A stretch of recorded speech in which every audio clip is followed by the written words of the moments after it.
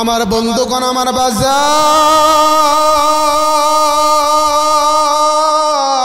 কোনো দিকে কোনো নজর নাই। যুবক ডুকরে ডুকরে কান্দে আর ডাকদা বলে, ও খলিফাতুল মুসলিমিন, ও গো ওমর, এই জমিনের আমার কোনো ভাই নাই, এই মদিনায় আমার কোনো ভাই নাই, এই মদিনায় আমার বাবা নাই, আমার বাবা আমার জামিনদার হবে, এই মদিনায় আমার জোড়ার কোনো ভাই নাই যে ভাইয়ের জামিনদার ভাই হবে, আমার কোনো বন্ধু নাই, আমার কে জামিনদার হবে? এ বাজান, ওমরের দরবারে সব মানুষগুলা মাথা নিচের দিকে দিয়ে রাখছে, এই যুবকের কেউ জামিনদার হতে চায় না। ও বন্ধু, যুবক যখন ঢুকরে ঢুকরে কান্দে, আমার বন্ধুগণ, আমার ভাইরা রে, কে যেন পিছন থেকে হাত তোলে, ডাক দা বলে, যুবক, আমি তোমার জামিনদার হইয়া গেলাম, আমি তোমার জামিনদার হইলাম রে যুবক, আমি তোমার জমিনদার হইলাম। যাও যাও যাও, নিজের বাড়িতে যাও। হে মুসলমান, এটা কোনো সাধারণ কোনো মানুষ নাই, এমন একজন জামিনদার হইছে আমার নবীর যে খাদেম ছিল, নবীজির যে খেদমত করেছে, নাম হলো হযরতে আবু যর গিফারি রাদিয়াল্লাহু তাআলা আনহু। এই যুবকের জামিনদার হইয়া গেছে। এবার যুবক নিজের বাড়িতে যাইয়া যুবক তার ইহুদি বন্ধুর টাকা পরিশোধ করিয়া, আমার বন্ধুগণ, যুবক তার মায়ের কাছে যাইয়া ডাক দা বলে, মা গো, বিদায় দাও, বিদায় দাও মা, আমি ওমরের দরবারে কথা দিয়ে আসছি। ও মা, দুনিয়াতে দেখা হবে না, দেখা হবে আল্লাহর জান্নাতি। ইসলাম নাম ছিল না কোথাও কোনো মানুষের মুখে, আজ থেকে বহু বছর আগে এই দুনিয়ার মাঝে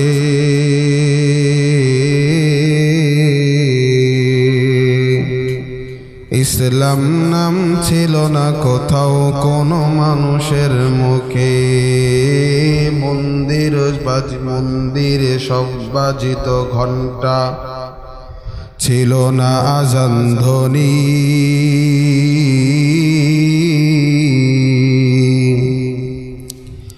এ আধার জগতে এসেছিলে তুমি, হে সাধক রব্বানী। মানুষের মাঝে মানুষ রূপে জন্ম নিয়া, মানুষের মন করিলে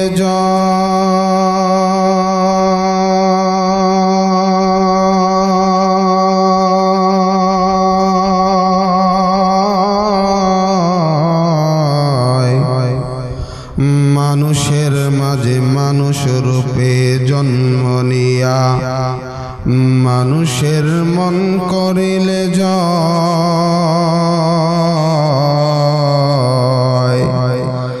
ভালোবাসা দিয়া, কোরআন দিয়া, হাদিস দিয়া, অন্তর দিয়া, মন্ত্র দিয়া নাই।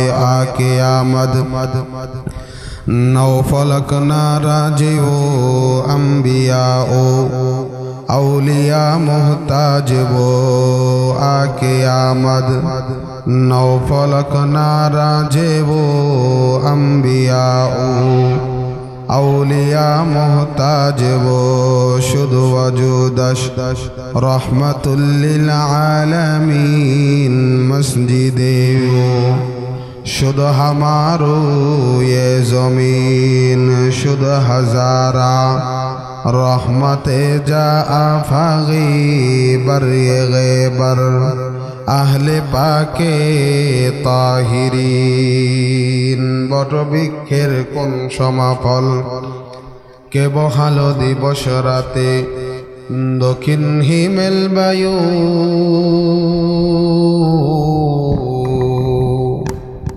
কোথা কোথা হতে পেলি রে মানব তোর জীবনের আয়ু? কে দিল রে মাঠের পরে সবুজ শ্যামল ছবি?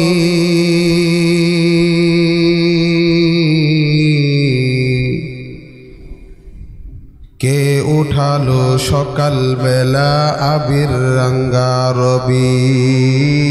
কে দিল রে মাঠ ভরা ওই শস্য অফুরান?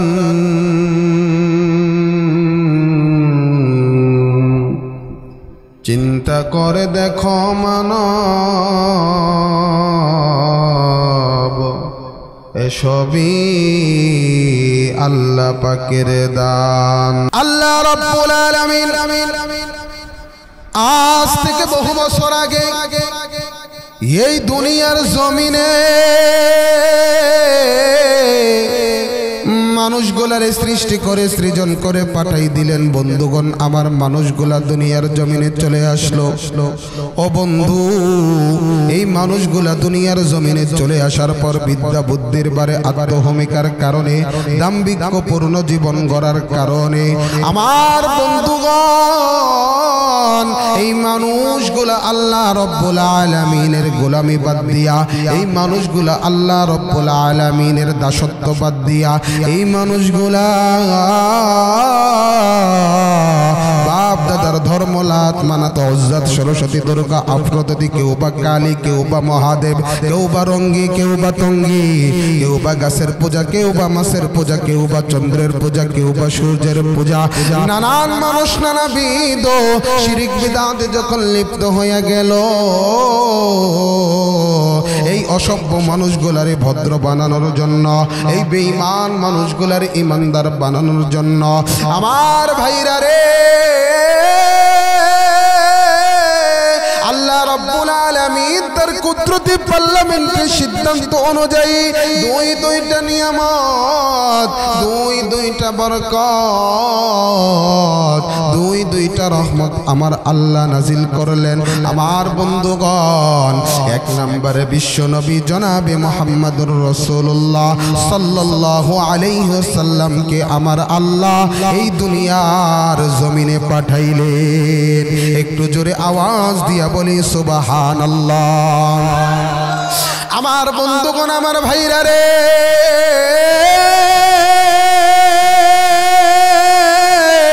কোনো দিকে কোনো নজর নাই।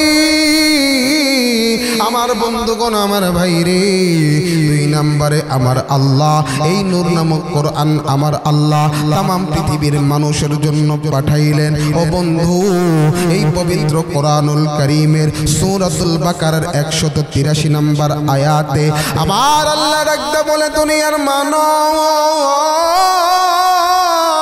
আমি আল্লাহ তামাম পৃথিবীতে মানুষ রূপে যারা জন্ম নিল, এই মানুষদেরকে আমি আল্লাহ ঘোষণা করে দিলাম, ইয়া আইয়ুহাল্লাযীনা আমানু কুতিবা আলাইকুমুস সিয়ামু কামা কুতিবা আলাল্লাযীনা মিন ক্বাবলিকুম লাআল্লাকুম তাত্তাকুন।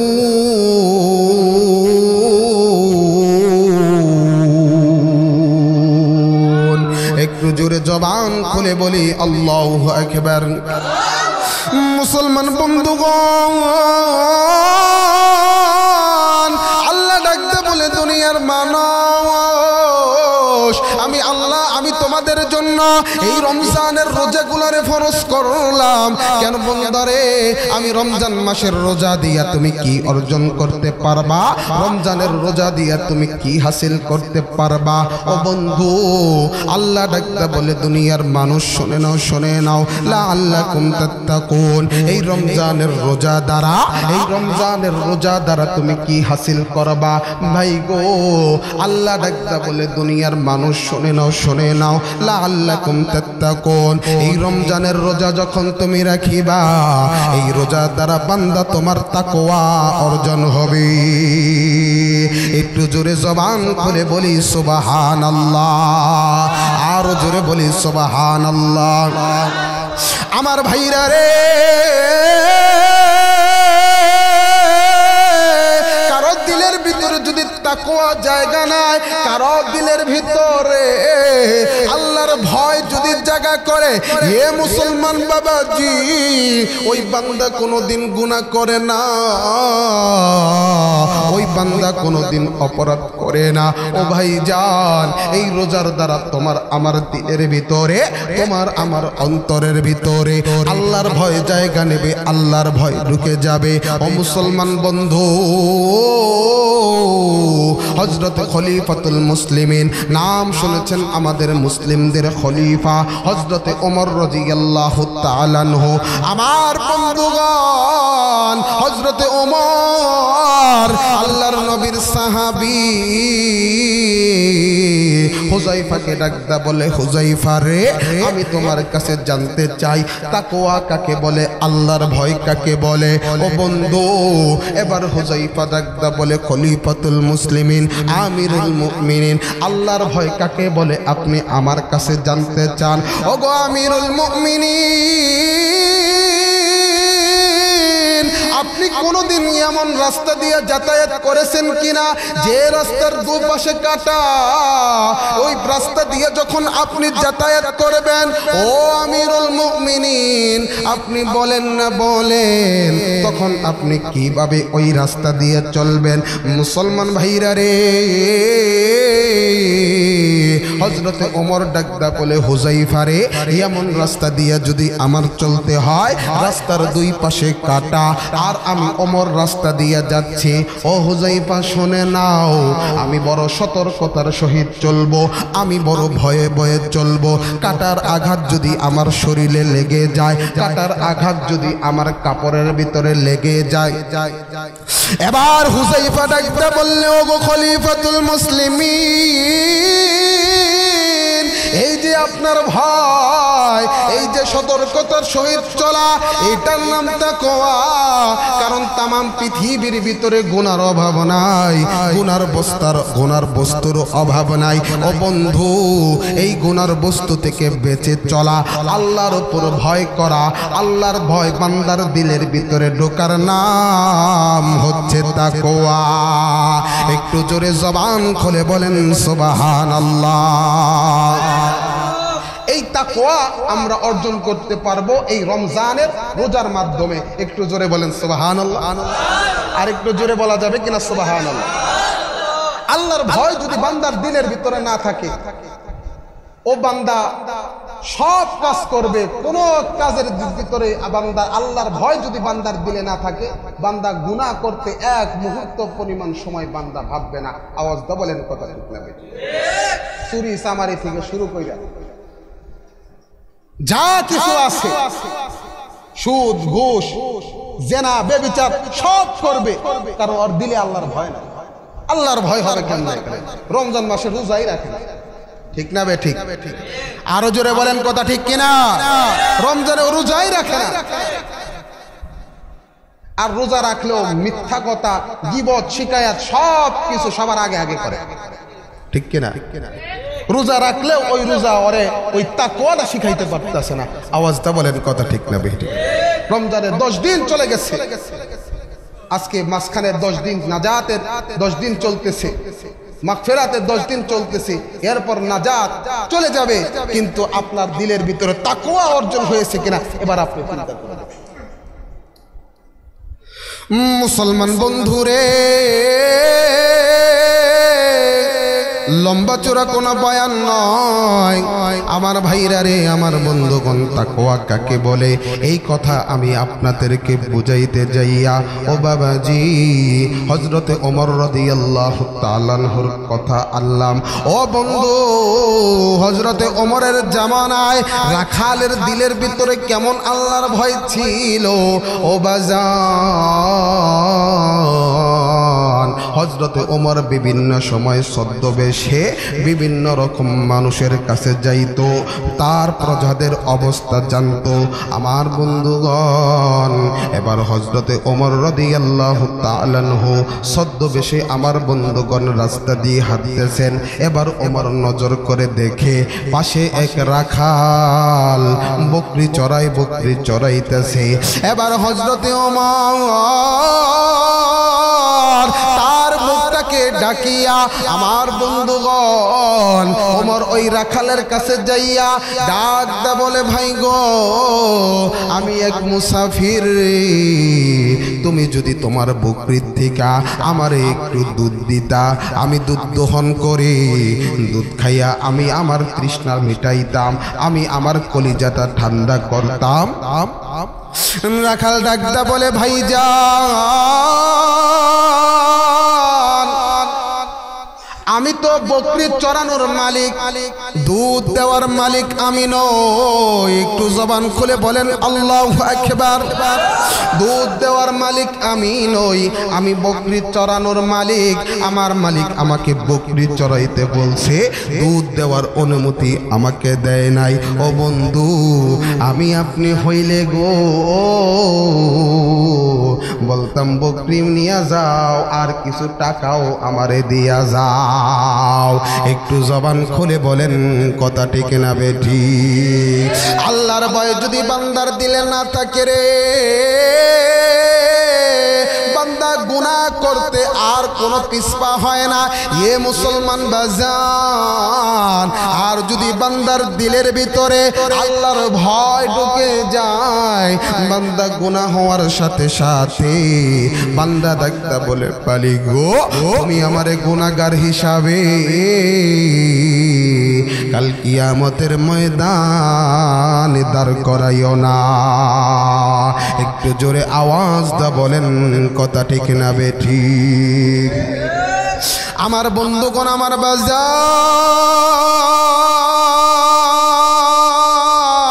শুধু তাই নয় রে আমার ভাইরা, হযরতে ওমরের জামানায় এক যুবক মদিনার দিকে রওনা হবেন। যুবকের বাড়ি মদিনা থেকে। আমার বন্ধুগণ বিভিন্ন কিতাবে বিভিন্ন কিছু লিখেছে, অনেক কিতাবে অনেক বর্ণনায় আছে 300 কিলোমিটার যুবকের বাড়ি মদিনা থেকে, অন্য বর্ণনায় আছে 600 কিলোমিটার। ও ভাই গো এবার যুবক যখন মদিনার পথে বাইর হবে, আমার ভাই যান এই জামানার মতো রাস্তা এত সহজ নয়, বিমানের রাস্তাও ছিল না, পিচ ডালা পথও ছিল না। আমার বন্ধুগণ আগের জামানায় সফর করতে হইলে নইলে উটের উপর, না হয় ঘোড়ার উপর, না হয় পায়ে হেঁটে সফর করতে হইতো। ও বন্ধু এবার যুবক তার নিজের কর্ম নিজে করার জন্য, নিজের কাজ নিজে করার জন্য আমার বন্ধুগণ যুবক মদিনার পথে বের হবেন, যুবক মদিনার রাস্তায় বের হবেন। যুবক তার উটকে নিয়া মদিনার রাস্তায় বের হইয়া গেছেন, মদিনার পথে বের হইয়া গেছেন। আমার বন্ধুগণ আমার ভাইরা লম্বা রাস্তা সফর করার পর আস্তে আস্তে যুবকের কাছে থাকা যে খাবারগুলা ছিল, খাবারগুলাও শেষ হইয়া গেছে। এবার যুবক ক্লান্ত হইয়া গেছে, ক্ষুধার তাড়নায় যুবক ক্লান্ত। ও বন্ধু এবার যুবক একটু গাছের ছায়া খুঁজতেছে বিশ্রাম করার জন্য। যুবকের শরীরটা বড় দুর্বল হইয়া গেছে। এবার যুবক খুঁজতে খুঁজতে দেখে গো পাশে একটা খেজুর বাগান দেখা যায়। এবার যুবক ওই খেজুর বাগানের ভিতরে ঢুকিয়া আমার বন্ধুগণ আমার ভাইরা রে উটটাকে খেজুর বাগানের ভিতরে বাইধা যুবক এবার খেজুর গাছের সাথে হেলান দিয়া আমার ভাইরা রে যুবক যখন খেজুর বাগানের সাথে হেলান লাগাইছে, যুবকের শরীর দুর্বল থাকার কারণে আমার বন্ধুগণ যুবকের চোখ বন্ধ হইয়া গেছে। যুবক এবার ঘুমাই পড়ছে। ও মুসলমান বাজান এই দিক দিয়ে যুবকের উটটা খেজুর গাছের রশির সাথে ছিঁড়া। ও বন্ধু এবার উটেরও লাগছে ক্ষুধা। উট খুঁজতে খুঁজতে পার্শ্ববর্তী এক বাগানের ভিতরে উট প্রবেশ করছে। ওই বাগানের মালিক ছোট ছোট চারা লাগাইছে, খেজুর বাগানের ভিতরে ছোট ছোট লাগাইছে। ও বাজান উট সব খেজুর খেজুর বাগানের চারাগুলা আমার বন্ধুগণ উট পাড়াইয়া পাড়াইয়া যখন নষ্ট করতেছে, এবার ওই খেজুর বাগানের মালিক ছিল এক বৃদ্ধা তার বাগান দেখার জন্য আমার বন্ধুগণ এবার বৃদ্ধ নজর করে দেখে একটা উট তার খেজুর বাগানের খেজুরের চারাগুলা নষ্ট করতেছে। এবার বৃদ্ধ বারবার চেষ্টা করতেছে আমার ভাইজান ওই উটকে বের করার জন্য, কিন্তু উট বের হয় না। আমরা যেমন গরু বাছুর কোনো বাগানে ঢুকলে আমার বন্ধুগণ ঢেল দিয়া হেত হেত কইরা যখন আমরা ওই বাগান থেকে ওই গরুগুলা বাছুরগুলা ওই ছাগলগুলা বকরিগুলা বের করে দেয় আমার বন্ধুগণ, এবার ওই বৃদ্ধ আমার বন্ধুগণ ওই বৃদ্ধ ওই উটটাকে বের করার জন্য হাতের ভিতরে কিছু পাথর নিছে, বারবার পাথরগুলা নিক্ষেপ করতেছে, কিন্তু একটা পাথর বৃদ্ধ এমন জোরে নিক্ষেপ করলো আমার ভাইরা রে, ওই পাথরটা উটের মাথার উপর লাগিয়া উটের কপাল ফাটিয়া আমার বন্ধুগণ উটের মাথার মগজের ভিতরে যখন আঘাত খারলো, ও মুসলমান বাবা জি মাথার ভিতর থেকে রক্ত বের হইতে হইতে উট জমিনের ভিতরে পড়ে যায়। উট রক্ত শূন্য হইয়া কিছুক্ষণের ভিতরে উট মারা যায়। উট যখন মারা গেল বৃদ্ধ উটের পাশে বসে গেল আমার ভাইরা। এবার বৃদ্ধ চিন্তা করলো হাইরে কি করতে কি করলাম, আমি উটটাকে মেরে ফেললাম। এবার এই দিক দিয়া ওই যুবকের ঘুমটা যখন ভেঙে গেছে, যুবক নজর করে দেখে গো যে জায়গার ভিতরে উট বান্ধি ছিল ওই জায়গায় তার উট নাই। এবার যুবক বড় পেরেশান, কোথায় গেল আমার উট, হায় হায় কোথায় উট হারাইলাম, মদিনায় কেমনে যাইব, এই রাস্তা আমি কেমনে সফর করব ও বাবাজি। এবার যুবক উট খুঁজতে খুঁজতে উট খুঁজতে শুরু করলো ও বন্ধু। এবার যুবক উট খুঁজতে খুঁজতে এবার যুবক নজর করে দেখে পাশের বাগানে তার উটটা কেমন যেন মরে পড়ে আছে। এবার যুবক যাইয়া ডাকদা বলল কে মারছো বলো বলো, আমার উটটাকে তোমরা কে মারিলা? এ বাজান যুবকের একে হলো ক্ষুধার্ত, যুবকের মাথা ঠিক নাই। এবার উটটাকে মরা পড়ে দেখা যুবকের মাথাটা আরো গরম হইয়া গেছে। এবার বৃদ্ধ ডাকদা বলে যুবক ভাই আমি তোমার উটটাকে মেরেছি। এবার বন্ধুগণ আমার ভাই রে, এই কথা শোনার সাথে সাথে যুবকের মাথা আর ঠিক নাই। যুবক ওই বৃদ্ধের উপর চড়াও হইয়া যায়, ওই বৃদ্ধকে মারতে শুরু করে। ওই বৃদ্ধকে মারতে মারতে আমার বন্ধুগণ যুবক বৃদ্ধকে এমন জোরে একটা ধাক্কা দেয়, ওই বৃদ্ধ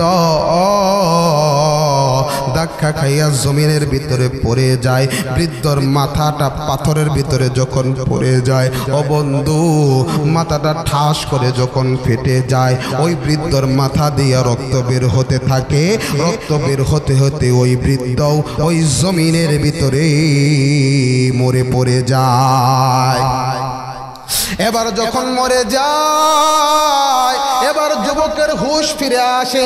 যুবক বলে হায় রে আমি কি করিলাম, কেন এই বৃদ্ধকে মারিলাম, আমার মাথা ঠিক ছিল না, কেন আমি এমন কাজ করিলাম। আমার বন্ধুগণ এবার যুবক ওই বৃদ্ধ আর ওই উটের মাঝখানে বসে থাকে। এই দিক দিয়া বিকাল বেলায় এবার দুপুর গড়িয়া বিকাল যখন চলে আসে আমার ভাইরা, ওই বৃদ্ধের দুইজন সন্তান ছিল। ওই দুইজন সন্তান বাবাকে সন্ধান করতে করতে বাবার খোঁজ খবর করতে করতে বাবাকে খুঁজতে খুঁজতে খেজুর বাগানের ভিতরে চলে আসে। এ বাজান, এবার বৃদ্ধর ছেলেরা নজর করে দেখে বাবা দুনিয়ার জমিনে নাই, বাবা মরে জমিনের সাথে, বাবা জমিনের সাথে মরে পড়ে আছে। ও ভাই গো, ওই দুইজন সন্তান ডাকতে বলে ভাইরে, ওই যে দেখো বাবার লাশ, আমাদের বাবা মনে হয় আর বেঁচে নাই। ও বাজান, এবার দুই ভাই দৌড়াইয়া বাবার কাছে যাইয়া বাবার লাশটাকে বুকে জড়াইয়া ডাকদা বলে, কে করছ আমার বাবাকে? কে হত্যা করছ আমার বাবাকে? তোমরা কে মেরেছ? ও মুসলমান বাজান, যুবক ডাকদা বলে, ভাই গো, ও মিয়া ভাই, আমি তোমার বাবাকে হত্যা করেছি, আমি তোমার বাবারে কে হত্যা করেছি। তোমার বাবা আমার উটকে মেরেছিল। ও বাজান, আমার মাথা ঠিক ছিল না, আমি তোমার বাবাকে মারতে চাই নাই, কিন্তু আমি তোমার বাবাকে মার দিতে যাইয়া তোমার বাবা এই পাথরের সাথে আঘাত খাইয়া তোমার বাবার মাথা থেকে রক্ত ঝরে তোমার বাবা রক্ত শূন্য হয়ে মারা যায়। ও বন্ধু, এবার যুবকরা ডাকদা বলে, যুবক রে, আর তোমার রক্ষা নাই, চলো খলিফাতুল মুসলিমিন ওমরের দরবারে চলো, ওমর তোমার বিচার করবে। এবার যুবক ডাকদা বলে, ভাইজান,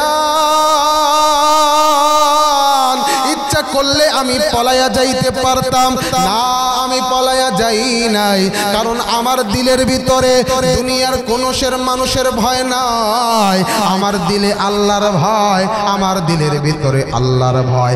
আজকে যদি আমি পলায়া যাই, কাল কিয়ামতের ময়দানে আমার আল্লাহ আমারে খুনি হিসাবে গ্রেফতার করবে। একটু জোরে আওয়াজ দা বলেন, কথা ঠিক না বেঠিক?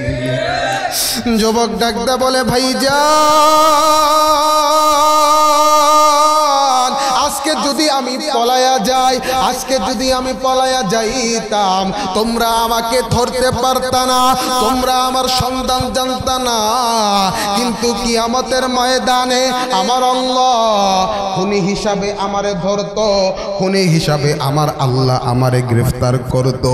ও ভাই গো, আল্লাহর দরবারে খুনি হিসাবে আমি দাঁড়াতে চাই, তোমরা আমারে নিয়ে যাও, খলিফাতুল মুসলিমিন ওমরের দরবারে নিয়ে যাও। আমার বন্ধুগণ, এবার দুই ভাই মিলিয়া ওই যুবককে ধরে হযরতে ওমরের দরবারে নিয়ে যাওয়া হয়। ওমরকে সব ঘটনা খুলে বলে। এবার ওমর ডাকদা বলে, যুবক রে, তোমার দুই উট বৃদ্ধ মেরেছে, তুমি উটের পরিবর্তে উট পাইতা, তুমি কেন বৃদ্ধকে মারলা? কেন বৃদ্ধকে হত্যা করলা? হত্যার বিনিময়ে তোমাকে হত্যা করতে হবে, হত্যার বিনিময়ে তোমার জীবন যাবে। ও মুসলমান বন্ধু, এবার হযরতে ওমর ডাকদা বলে, জল্লাদ রে, এই যুবককে তুমি হত্যা করো, হত্যার বিনিময়ে এই যুবককে তোমরা মেরে ফেলো। এবার মুসলমান ভাইরা রে, জল্লাদ যখন হাজির হইয়া যায়, এবার ওমর ডাকদা বলে, যুবক রে, তোমার শেষ কোনো ইচ্ছা আছে কিনা? এবার যুবক কান্দে আর ডাকদা বলে, আমিরুল মুমিনিন, আমার শেষ ইচ্ছা হইল, আমি মদিনাতে আসার আগে আমি বিভিন্ন এলাকায় বিভিন্ন ব্যবসা বাণিজ্য কাফেলার সাথে জড়িত, আমার কাছে এক ইহুদি টাকা পায়, আপনি যদি আমাকে একটু ছুটি দিতেন, আপনি যদি আমাকে একটু রুখসত দিতেন, আমি ওই ইহুদির টাকা পরিশোধ করতাম। আমার যদি গর্দান মদিনায় চলে যায়, ওই ইহুদি সারা জীবন বলবে, মুসলমানরে টাকা দিলাম, মুসলমান আমার টাকা পরিশোধ করে নাই। এ বাজান, এবার ডাকদা বলে, ও খলিফাতুল মুমিনিন, ও আমিরুল মুমিনিন, আপনি যদি আমাকে একটু ছুটি দেন, আমি ওই ইহুদির টাকাটা পরিশোধ করে তারপর আপনি আমার শিরোচ্ছেদ করেন, তারপর আপনি আমার কল্লাটা নিয়ে যান। হযরত ওমর ডাকদা বলে, যুবক রে, তোমাকে ছুটি দেওয়া হবে, তবে কথা হলো তোমার পরিবর্তে একজন জামিনদার তুমি রেখে যেতে হবে, একজন জামিনদার তুমি রেখে যাও। তাহলে আমি তোমাকে ছুটি দিব, আর যদি জামিনদার না রাখো তাহলে তোমাকে ছুটি দেওয়া যাবে না। যুবক ডাকদা বলে, ও খলিফাতুল মুসলিমিন, আপনি আমাকে বিশ্বাস করে ছুটি দেন। হযরত ওমর ডাকদা বলে, আমি তোমাকে বিশ্বাস করি, তবে তারপরও তোমার একজন জামিনদার এই মদিনার জমিনে রেখে দিতে হবে। তুমি যদি না আসো, তোমার পরিবর্তে তাকে আমি হত্যা করব। আমার বন্ধুগণ, আমার বাজার,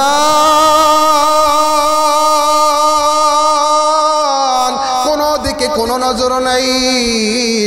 যুবক ডুকরে ডুকরে কান্দে আর ডাকদা বলে, ও খলিফাতুল মুসলিমিন, ও গো ওমর, এই জমিনের আমার কোনো ভাই নাই, এই মদিনায় আমার কোনো ভাই নাই, এই মদিনায় আমার বাবা নাই, আমার বাবা আমার জামিনদার হবে, এই মদিনায় আমার জোড়ার কোনো ভাই নাই যে ভাইয়ের জামিনদার ভাই হবে, আমার কোনো বন্ধু নাই, আমার কে জামিনদার হবে? এ বাজান, ওমরের দরবারে সব মানুষগুলা মাথা নিচের দিকে দিয়ে রাখছে, এই যুবকের কেউ জামিনদার হতে চায় না। ও বন্ধু, যুবক যখন ঢুকরে ঢুকরে কান্দে, আমার বন্ধুগণ, আমার ভাইরা রে, কে যেন পিছন থেকে হাত তোলে, ডাকদা বলে, যুবক, আমি তোমার জামিনদার হইয়া গেলাম, আমি তোমার জামিনদার হইলাম রে যুবক, আমি তোমার জমিনদার হইলাম। যাও যাও যাও, নিজের বাড়িতে যাও। হে মুসলমান, এটা কোনো সাধারণ কোনো মানুষ নাই, এমন একজন জামিনদার হইছে আমার নবীর যে খাদেম ছিল, নবীজির যে খেদমত করেছে, নাম হলো হযরতে আবু যর গিফারি রাদিয়াল্লাহু তাআলা আনহু। এই যুবকের জামিনদার হইয়া গেছে। এবার যুবক নিজের বাড়িতে যাইয়া, যুবক তার ইহুদি বন্ধুর টাকা পরিশোধ করিয়া, আমার বন্ধুগণ, যুবক তার মায়ের কাছে যাইয়া ডাকদা বলে, মা গো, বিদায় দাও, বিদায় দাও মা, আমি ওমরের দরবারে কথা দিয়ে আসছি। ও মা, দুনিয়াতে দেখা হবে না, দেখা হবে আল্লাহর জান্নাতে। দুনিয়াতে দেখা হবে না মা গো, আল্লাহর জান্নাতে দেখা হবে। ও মা, খুনি খুনির মা তুমি হতে পারবা না, আর খুনি হইয়া আমি মরতে চাই না। ও মা, ওমরের দরবারে কথা দিয়ে আসছি, তুমি আমাকে বিদায় দিয়া দাও। এবার যুবক মায়ের কাছ থেকে বিদায় নেয়। ও বন্ধু, এবার যুবক বাবার কাছে যাইয়া ডাকদা বলে, আব্বু, আমাকে তুমি বিদায় দিয়া দাও, আর কোনোদিন দেখা হবে না, দেখা হবে আমার আল্লাহর জান্নাতি। একটু জোরে আওয়াজ দিয়া বলেন সুবহানাল্লাহ। এই দিক দিয়া যুবককে 7 দিন ছুটি দেওয়া হয়েছে। আমার বন্ধুগণ, 7 দিন যুবককে যখন ছুটি দেওয়া হয়, শুক্রবার জুমার দিন, এবার হযরতে ওমর ডাকদা বলে, জল্লাদ, দেখুনি যুবক এসেছে কিনা? এ বাজান, জল্লাদ ডাকদা বলে, ও আমিরুল মুমিনিন, না না না, ওই যুবক এখনো আসে নাই, ওই যুবক এখনো মদিনায় আসে নাই। ও বন্ধু, এবার মদিনার ভিতরে এলান হইয়া যায়। এবার হযরতে ওমর তার খাদেমকে ডাকদা বলে, খাদেম রে, যাও আবু যর গিফারির কাছে যাও, আর আবু যর গিফারিকে ডেকে নিয়ে আসো। যুবকের যখন জিম্মাদারি আবু যর গিফারি নিছে, যুবক যদি না আসে গো, জুমার নামাজের পর আবু যরের গর্দান যাবে। জুমার নামাজের পর আবু যরের গর্দান যাবে। আমার বন্ধুগণ, আমার ভাইরা, খাদেম দয়া ডাকদা বলে, ভাইজান, খলিফাতুল মুসলিমিন আমিরুল মুমিনিন জানাইয়া দিচ্ছে, যুবক এখনো মদিনায় আসে নাই, যুবক এখনো মদিনায় আসে নাই। ও ভাইজান, জুমার নামাজের পরে আপনার গর্দান যাবে, জুমার নামাজের পরে আপনার শিরুচ্ছেদ করা হবে। ও বন্ধু, বন্ধু এই খবর গোটা মদিনায় যখন ছড়াইয়া পড়ে আল্লাহর নবীর সাহাবী আবু যর গিফারি বিনা দোষে তার গর্দান যাবে। মদিনার সব মানুষ কান্নাকাটি শুরু করেছে। মদিনার যুবক বৃদ্ধ আবাল বনিতা সব মানুষ এই দৃশ্য দেখার জন্য আমার বন্ধুগণ মসজিদের সামনে সমাবেত হয়েছে। এ বন্ধু লম্বা করার সময় নাই, সংক্ষিপ্ত সময়ের ভিতরে আমি আমার কথা ইতি টানবো। ও ভাইজান এবার আবু যর গিফারিকে যখন ডাকা হয় মদিনার মানুষগুলা ডুকরে ডুকরে কান্দে। ডাক দা বললে আমিরুল মুমিনিন না না না আবু যরের গর্দান আপনি নিয়েন না। ও বন্ধু হযরতে ওমর ডাকতা বলে মদিনার মানুষেরা রে আমি আল্লাহর হুকুমের ব্যাপারে এক চুল পরিমাণ বিন্দু পরিমাণ সার আমি ওমর দেব না। কোরআনের আইনের ব্যাপারে আমি ওমর এক বিন্দু পরিমাণ সার দেব না। ও ভাইজান এবার যখন জল্লাদ আবু যরের সামনের দিকে যায় জল্লাদ ডাকতা বলে দুনিয়ার মানুষ আমার মনে হয় কে যেন আমার পায়ের ভিতরে শিকল বেঁধে দিয়েছে। আমি আর সামনের দিকে যেতে পারি না, আমি আর অগ্রসর হই না, আমার পা কেমন জানে ওঠে না। ও মুসলমান বাজান আমার পার সামনের দিকে যায় না, কেমন জানি মনে হয় কে যেন আমার পায়ের ভিতরে ধরে আছে, কে যেন আমার পায়ের ভিতরে ধইরা আছে। আর ডাকদা বলে জল্লাদ না না না আবু যরের কাছে যাইও না। একটু জোরে আওয়াজ দিয়া বলেন সুবহানাল্লাহ। মুসলমান বন্ধুগণ এবার জল্লাদ যখন আবু যরের কাছে যায় এ বাজান জল্লাদ যখন আবু যর গিফারি রাদিয়াল্লাহু তাআলা আনহুর শিরচ্ছেদ করবে কে যেন ডাকদা বলে জল্লাদ না না না একটু তাকায়া দেখো ওই যে মদিনার পথে ধুলি উঠতেছে, কে যেন মদিনার পথে আসতেছে। এবার যুবককে যখন দেখা যায় যুবক ডাকদা বলে ও জল্লাদ না না আমি যুবক চলে আসছি, আল্লাহর নবীর সাহাবী আবু যরের উপরে কোনো আঘাত করো না, আমি যুবক চলে আসছি, আমার শিরচ্ছেদ তুমি করো। ও বন্ধু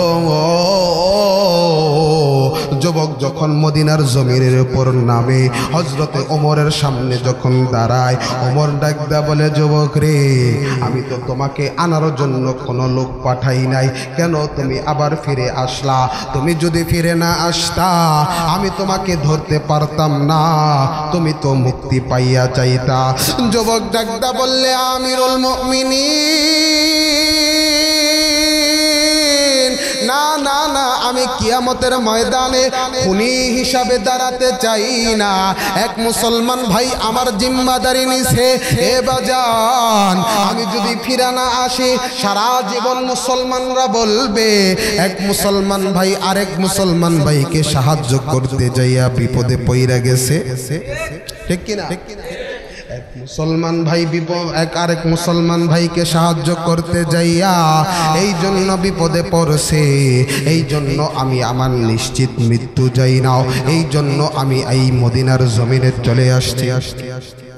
এবার হযরতে ওমর ডাকদা বলে আবু যর তুমি তো এই ভাইকে চিন্তা না, এই যুবককে চিন্তা না, কেন এই যুবকের তুমি দায়িত্ব নিলা? কেন এই যুবকের দায়িত্ব নিলা? মুসলমান বন্ধুরে এবার ওই কথা শুনে আবু যর ডাকদা বলে খলিফাতুল মুসলিমিন এক মুসলমান ভাই সাহায্য চাইছে, আমি যদি সাহায্য না করি এই মুসলমান ভাই সারা জীবন ভুলবে, সারা জীবন এই কথা বলবে। এক মুসলমান সাহায্য চাইলো কিন্তু অপর মুসলমান তাকে সাহায্য করে নাই, এই জন্য আমি নাচি না, আমি এই মুসলমান ভাইকে সাহায্য করেছি। একটু জোরে আওয়াজ দা বলেন সুবহানাল্লাহ। মুসলমান বন্ধুগণ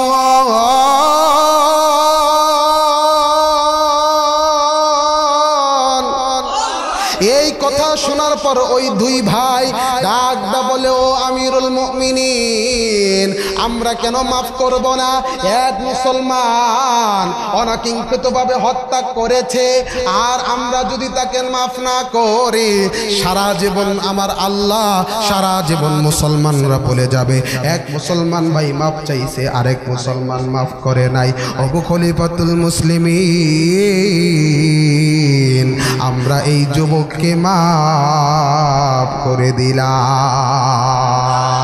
একটু জোরে জবান খুলে বলেন সুবহানাল্লাহ, আর জোরে আওয়াজটা বলেন সুবহানাল্লাহ। এই জন্য আল্লাহ ডাকটা বললেন দুনিয়ার মানুষ এই রোজার দ্বারা তোমার তাকওয়া অর্জন হবে, এই রোজার দ্বারা আল্লাহর ভয় তোমার দিলের ভিতরে থাকবে। এ মুসলমান বাবাজি যদি দিলের ভিতরে আল্লাহর ভয় না থাকে তোমার জবান দিয়া কিন্তু মৃত্যুর সময় কালেমা বের হবে না। একটু জোরে আওয়াজ দা বলেন কথা ঠিক না বেঠি? এবার ওমর ডাকদা বলে রাখাল রে তুমি আমারে দুধ দিলে তোমার সমস্যা কি? রাখাল ডাকদা বলে ভাই গো এই দুধ দেওয়ার মালিক তো আমার মালিক আমাকে বানায় নাই, আমার মালিক আমাকে চড়াইতে বলছে, দুধ দেওয়ার কোনো অনুমতি আমাকে দেয় নাই আমার বন্ধুগণ। এবার ওমর ডাকদা বলে ভাই গো তুমি একটা বকরি আমার কাছে বিক্রি করো, আমি তোমাকে টাকা দিয়া দেই, তোমার মালিক জানবে না, তোমার মালিক দেখবে না। এবার রাখাল ডাকদা বলে মিয়া ভাই আমার মালিক যদি না দেখে, আমার মালিকের মালিক আমার আল্লাহ তো দেখবে। সুবহানাল্লাহ বলে আমার আল্লাহ তো দেখবে, আমার আল্লাহর চোখ ফাঁকি দিব কেমনে? ও মুসলমান বাবাজি তুমি যে গুনাহ করো তুমি যে অপরাধ করো মনে করো আল্লাহ মনে হয় দেখে না। আল্লাহ ডাকদা বলে বাবাজি আল্লাহ ডাকদা বলে বান্দারে 7 সমুদ্র 13 নদীর পিছনেও যাইয়াও যদি তুমি গুনাহ করো, দুনিয়ার জমিনের নিচে ঢুকাও যদি তুমি গুনাহ করো, দুনিয়ার কোনো মানুষ দেখলো না কিন্তু আমি আল্লাহ ঠিকই দেখি। একটু জোরে জবান খুলে বলেন কথা ঠিক না বেঠি? এই জন্য আমাদের তাকওয়া এই রমজান শিক্ষা দিচ্ছে। এই জন্য এই রমজান থেকে আল্লাহর ভয় নিজের অন্তরের ভিতরে রাখতে হবে, ঠিক না বেঠি? আরো জোরে বলেন কথা ঠিক কিনা? আমরা সর্ব অবস্থায় আল্লাহকে ভয় করব। যেমন বলছিলাম পুঠিয়াজানি পুলিশ ধরতে কেউ যদি অপরাধী থাকে